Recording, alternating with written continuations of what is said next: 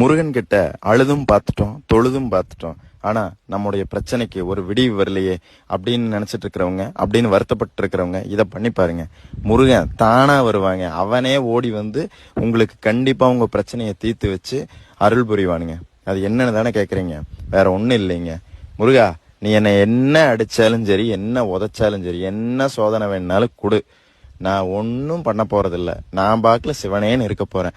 உன்னை கெட்டியா புடிச்சுக்கிட்டேன். என்னை காப்பாற்ற வேண்டியது உன் வேலை அப்படின்னு சொல்லிட்டு அவன் மேல எல்லா பாரத்தையும் போட்டுட்டு அமைதியா இருந்துருங்க.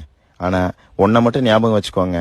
எப்படி குரங்கை குட்டி தாவி கொள்ளுமோ, குரங்கு குட்டியை பிடிக்காது. நல்லா கவனிச்சு பாத்தீங்கன்னா தெரியும். குரங்கு குட்டியை பிடிக்காது, குட்டி தான் குரங்க பிடிச்சிக்கும். அது மாதிரி நம்ம முருகனை பிடிச்சிக்கணும். முருகனை கெட்டியா பிடிச்சிக்கங்க, விட்டுறாதீங்க. அவன் என்ன ஆட்டு வேணாலும் ஆட்டுட்டோம், விடவே விடாதீங்க.